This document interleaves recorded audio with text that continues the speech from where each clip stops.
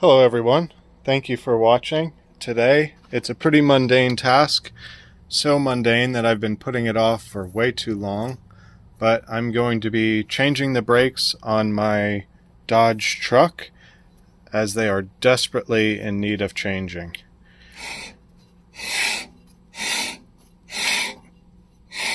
Ugh.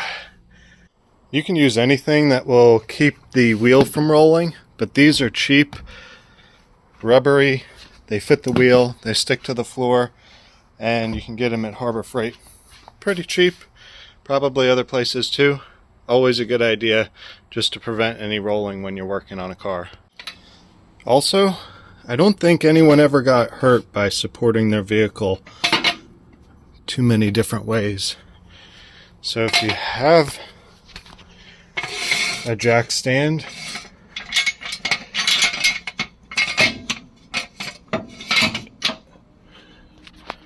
you might as well stick it somewhere that can help you out should you need it.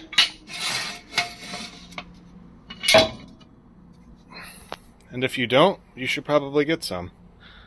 One quick tip is, if you have the means, get two sockets that you need for the lug nuts. You could put one on a brake bar and one on an impact. This will let you break them loose easily, and then you can switch and just zip them off real quick without having to move the socket back and forth. First thing is we got to pull this caliper off and see how bad it really is.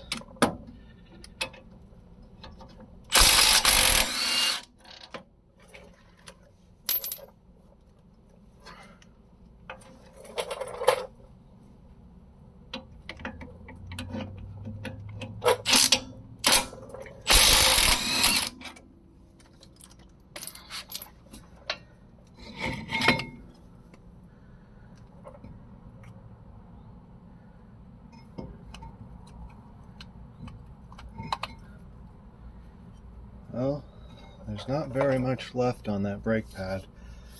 One thing to note is you don't want to let these hang by the brake line. So if you can just put them in such a way that this is not the thing that's holding the weight, that would just prolong the life of everything. Ooh. That's really crunchy. Oops.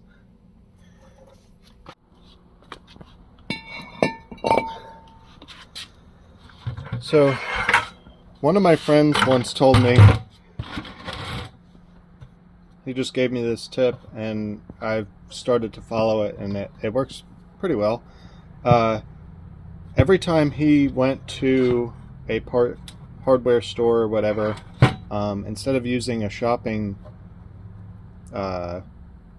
not a cart, but those baskets, he would just grab one of these buckets, use it to shop with, and then he would buy it. And as long as it was like, I mean, he wouldn't do this every time he went and got like a bunch of lumber or just had to run in and out and get one or two things. But if you were getting a reasonable amount of stuff and it would reasonably fit in a bucket, he would grab a bucket. It would work for the basket. It would work for the shopping bag. They're only a few dollars, and he just would stack them up in the corner and find a lot of uses for them. And I started doing that, and it's a really handy trick, really handy tip to just have these buckets available.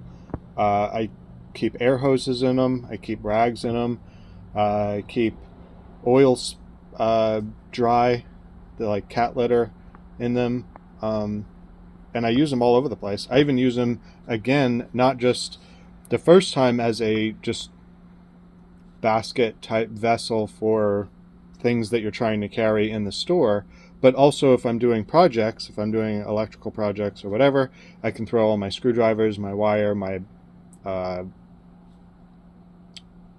junction boxes, all that stuff in the bucket, just carry it with me, and it makes things really easy. So that's one more tip And then another tip that I'll suggest is these little dollies, these little furniture dollies. Things frequently change, just in life and circumstances and whatever. And it's really nice when things can also change with you. So I like these dollies because I can put almost everything in my shop that I can reasonably put on wheels, I put on wheels. Whether it's by using one of these cheap dollies from Harbor Freight, there's often coupons on these available, or if it's just having things that come with wheels, or if it's just making frames with wheels for various tools and stuff. I really love the idea of being able to arrange and rearrange with a lot of ease. I guess Adam Savage kind of does this too. A lot of his stuff is on wheels as well, just because he has a very limited amount of space, so he can arrange it and rearrange it to suit whatever project or thing that he's working on. And I really like that, and these dollies make it really easy. But back to the brakes. Let's see how bad I let these go. So you can't say that these old brakes don't owe me anything. Or I guess you can't say that they owe me anything. They very definitely do not owe me anything.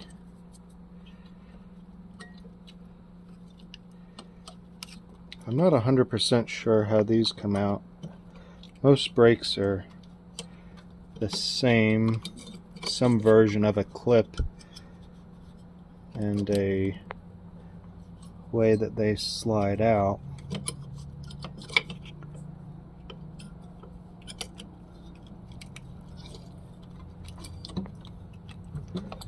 I may need to compress these. Actually, I think this has to come off first. Then I can compress these pistons, and then I can change out the pads. Cool.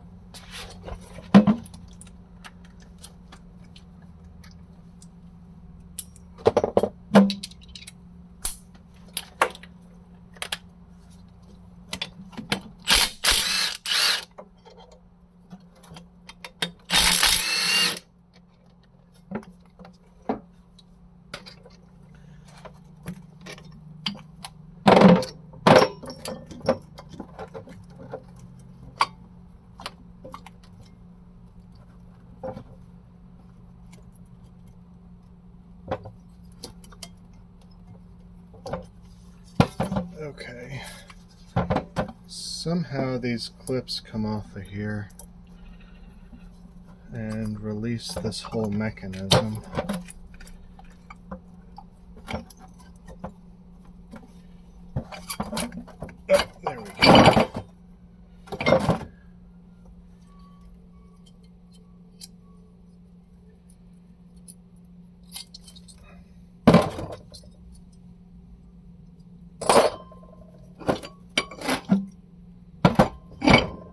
Oh, wow.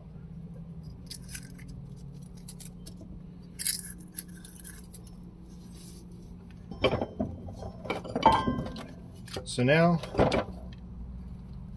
yeah, these are really bad. These are really, really bad. So don't ever do this as a public service announcement. Typically, I only take this truck a mile or so down the road to the parts store or the recycling center or whatever it is, but yeah, there's no brake pad. There's no brake pad left. These old brake pads however, are handy for pushing the pistons back in.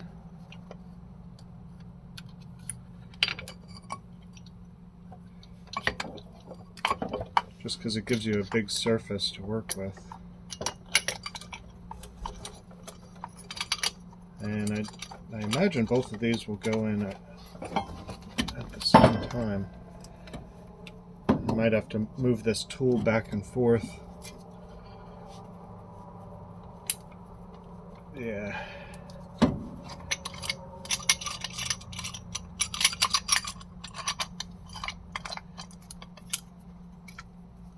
So if anyone was wondering what a dual piston brake caliper looks like, this is exactly it. Likewise, high performance, say 6-piston calipers have 6 of these. I'll put a link in the description to this tool as well. Comes in handy for brake jobs, definitely.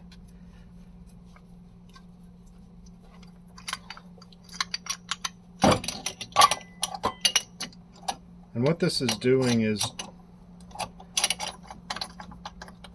so when you step on the brake pedal, there's a fluid reservoir under the hood filled with brake fluid.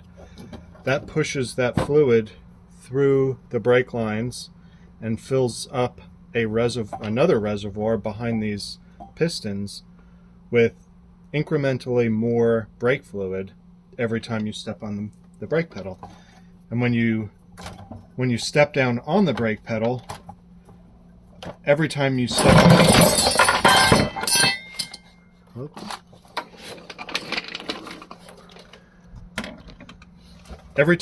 on the brake pedal, the brake pads wear down just a little bit more each time.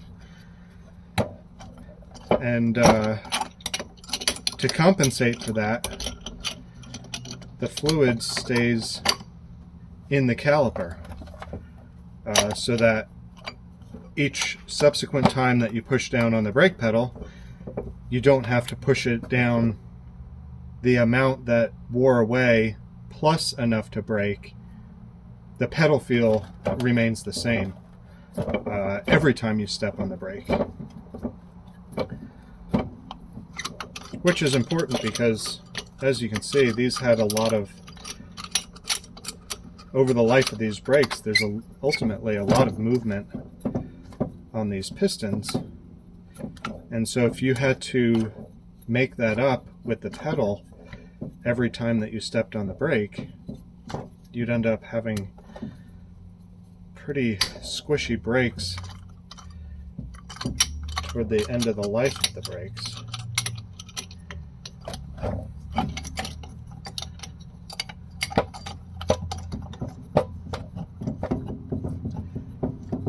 And I don't know how far I need to push these back in, but I'm just going to keep going until they either become really hard to compress or are roughly flush with the outside of this caliper.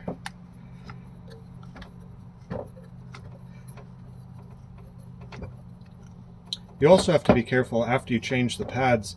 The first time that you step on the brakes, they may feel quite soft because there could be a lot more space between the pads after changing them, because we squeezed these all the way back in, that you may have to pump the pedal a couple times to fill these reservoirs back up to sort of their full capacity. And there's a check valve in the master cylinder that helps out with that. So every time you step on the pedal, it basically pushes fluid into the caliper, but it does not let that fluid return back to the master cylinder unless you do something like this, where you forcibly squeeze it back.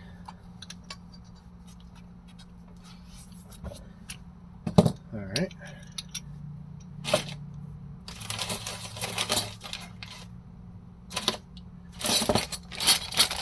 So this brake set I got came with new of these clips.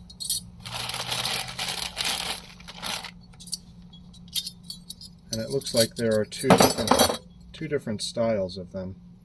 One is solid and one is not solid. Oh.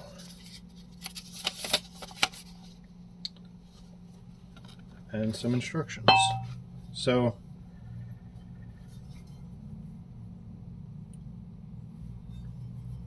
if I hold this in the orientation as pictured,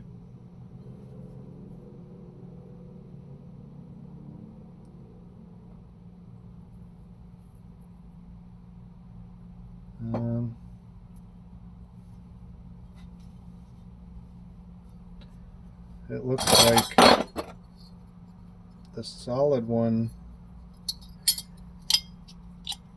goes on this side.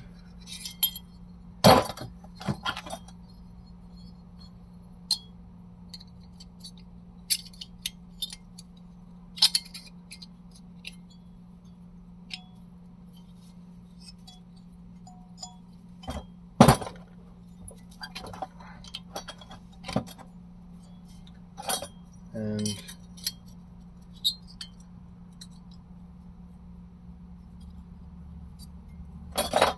well, that's not right.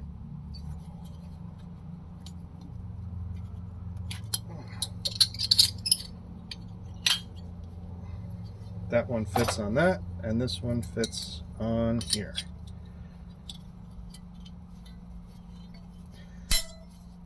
And you can tell because these are different lengths, as is the width of this flange, I guess you could call it. There's a term, a Japanese term, that corresponds with Toyota production systems and lean manufacturing and that sort of stuff, that basically describes, it's I don't know how to pronounce it. I'll put a link to like a Wikipedia page or something in the description, but it's pokeyoke, something like that. And it's the concept of idiot proofing or mistake proofing by design. So this is a really good case of that, because these are different sizes and they can only fit on here in one way. So it's impossible to get it wrong. I mean, I'm sure somebody out there could figure out how to get it wrong, but generally speaking, it's very difficult to get it wrong, and so the chances of success are very high because they can only go one way. And I appreciate designs like that because it makes things like this, where you are doing some DIY disassembly and reassembly, it makes these types of things much easier because there's only one way to put it back together. So you don't have to be as concerned with how it came apart because it only goes back together one way. Also, wasn't intended, definitely not intended to be a how-to video on how to do brakes by any means, but you should avoid touching the surface of the brake, just because probably in the grand scheme of things it's not that big a deal, but any oils and that sort of stuff that are on your hands will get onto the brake pads and just make them negligibly less effective for the first short period of time. Also, make sure the pad part is facing inwards. I don't know if you guys saw that.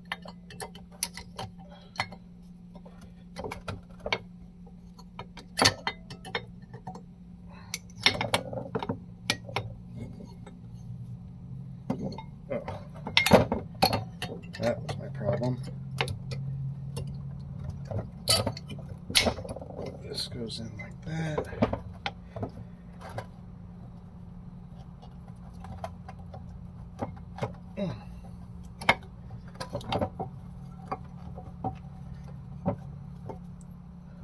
There we go. Now, this whole deal should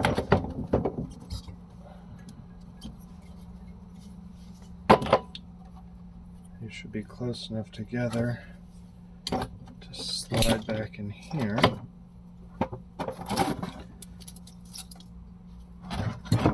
And then these are actually they're shoulder bolts, but they're floating.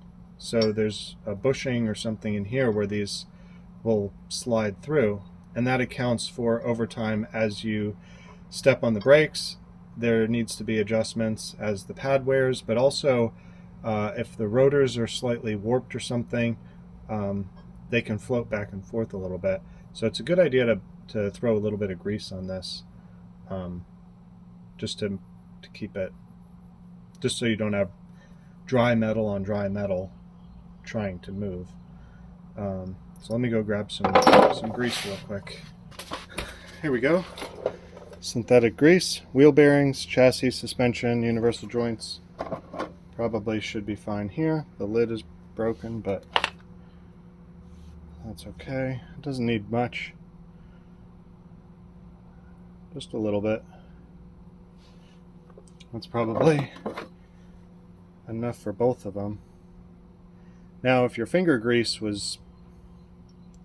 could have been bad enough, you don't want to get actual grease on your brake pads. So once you grease these and you have grease on your fingers, be careful not to get them on the pads. Also, another tip, I like to save towels that are slightly dirty, but still, in most cases, a lot cleaner than the thing that I might need them for at the moment. So I like using new towels when I am doing something like cleaning a windshield or something. But then I typically save those towels just because, relatively speaking, they're a lot cleaner than the thing that a lot of other things that I try to clean, and it just saves on every part of the process. How much towels you have to buy, how many towels go into the landfills,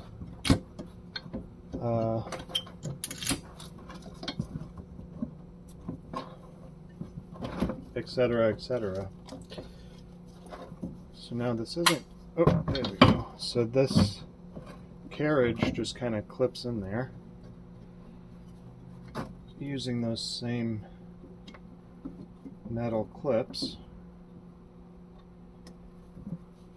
Let me untwist my brake line a little bit.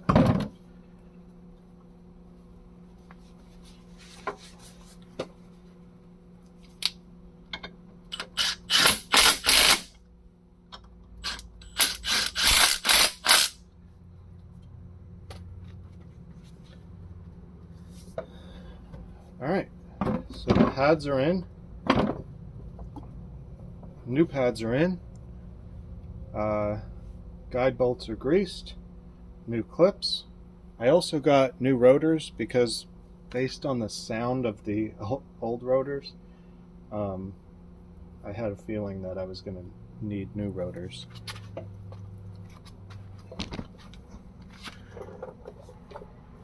So let's see.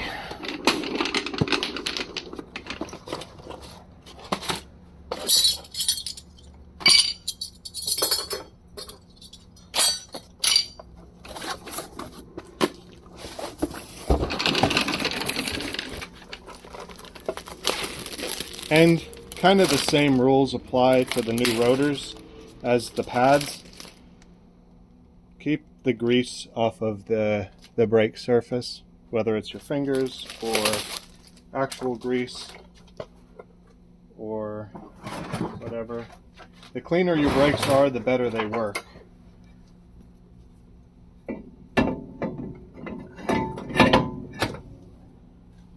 I don't know if I'm really qualified to give advice on brake maintenance after letting these become so bad,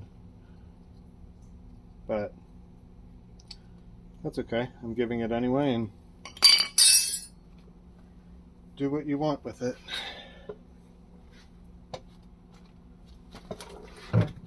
So now, with the new pads and the new rotors, this can slide back onto place. We can get our bucket out of the way. It's probably not a bad idea to throw a little bit of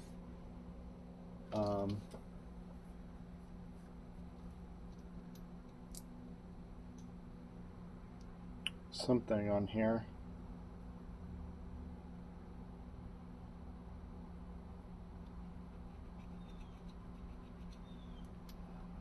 I might get some, actually I have it right here. Just a touch of Loctite. Maybe some people think the better solution is a little bit of grease, just to keep these loose, keep it so they don't rust, and do your future self a favor the next time you have to do brakes. But I think personally, I would rather have the problem that these are harder to get out next time than them falling out on me while I'm driving down the road.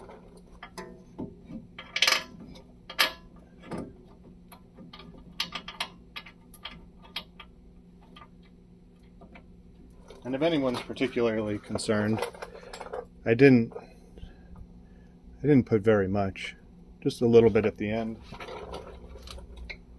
just for a little extra peace of mind.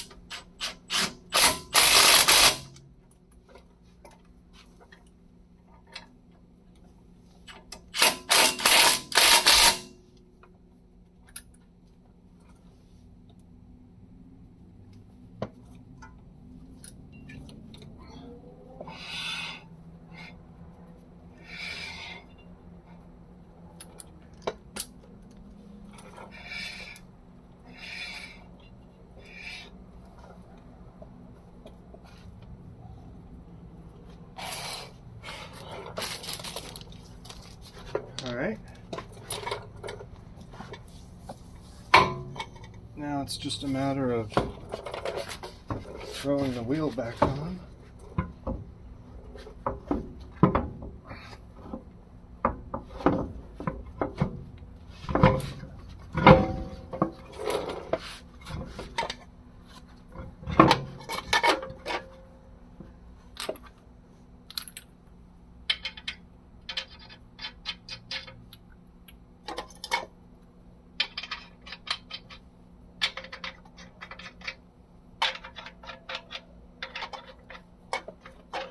There's something particularly satisfying about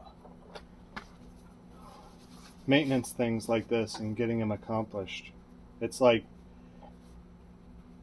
I've never had to do brakes on this truck in the number of years that I've owned it. Well, I have had to do brakes, but I've ignored doing the brakes for a while. But that aside, now that they're done, and I know the pads are new, the rotor's new, it just gives you a sense of comfort, and it's not in the back of your mind anymore, which is just a relief almost. It's nice to be able to know that I don't have to think about this again for I don't know how long. I might not even have this truck anymore the next time it needs brakes. And so now I know I can just get in it and go, and it's safe, not just for me, but for everyone else on the road. And it's just, that's a positive experience.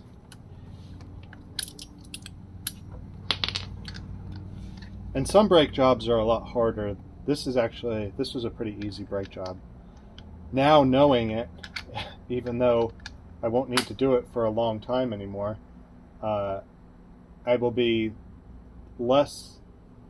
will procrastinate less on it next time because of how easy these are to do.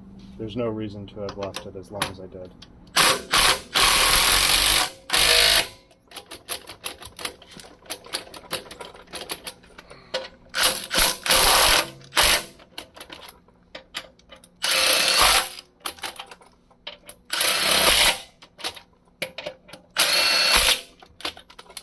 And of course, remember to go in a star pattern when tightening these, just to make sure it's on there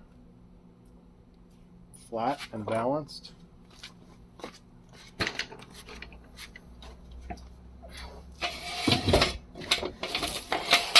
Don't forget about your jack stand.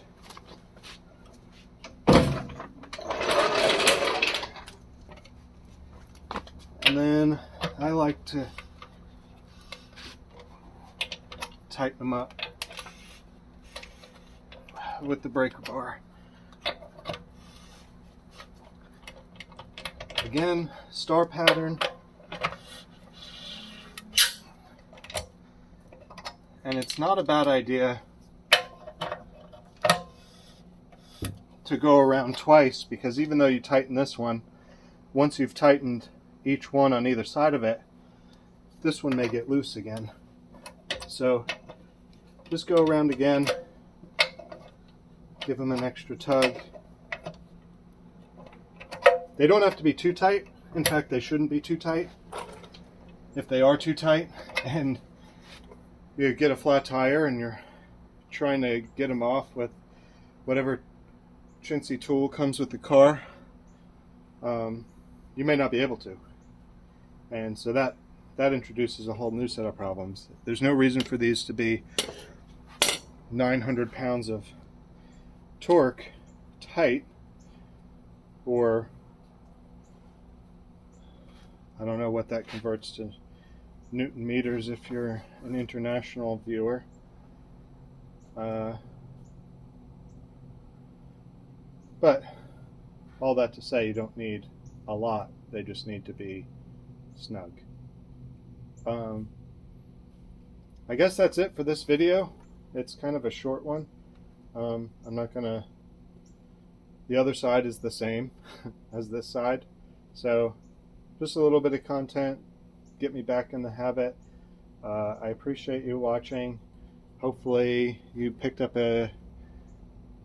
something useful out of this, or at least were just entertained. Check the description for what poka-yoke is, as well as a link to this tool. Subscribe if you like the content or want to support the channel. Hit the thumbs up button if you enjoyed it. Comment below with any thoughts. And hit the thumbs down button if you did not enjoy this. I think that is valuable also, and I don't want to shame anyone for not thinking that this video was good.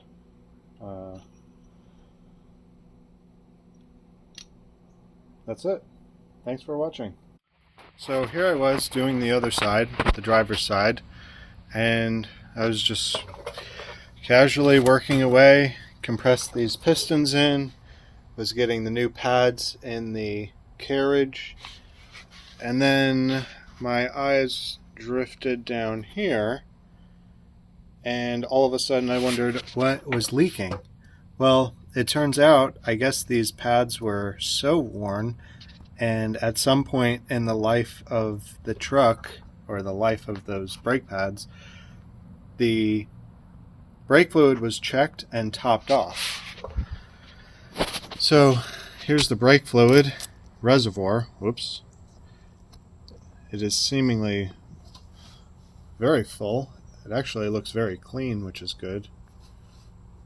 But considering the max fill line is here, I'm going to have to pull some of that fluid out. So all that to say, blooper reel, if you let your brakes get as bad as I did, which you shouldn't, so don't do that. But if you do, and you're working on a floor that you care about, because brake fluid is pretty aggressive, make sure that the reservoir doesn't overfill. Anyway, that's it. Almost done. Thanks for watching. And also, I'm glad you were wondering how am I going to get a little bit of brake fluid out of this reservoir. And I'm going to use one of these vacuum bleeders, handheld vacuum bleeders. It has a little tank on it, and I should just be able to, yep, make sure it's upright so you don't pull brake fluid into the little pump.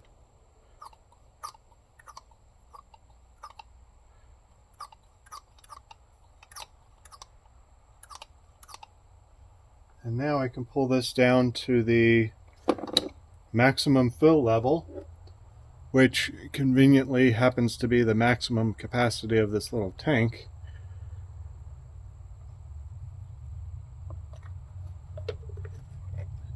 And now my fluid is appropriate, and I didn't have to go through a whole ordeal to try to get it out of there. I'll link this in the description as well. Okay, last fun fact. There is actually a larger bushing that rides in here, so greasing these were pointless. It'll keep them from rusting inside of here, so that's valuable. But there is a larger pin inside of here that is underneath these dust boots. So just wanted to point that out before you did in the comments. Thank you. Subscribe, comment.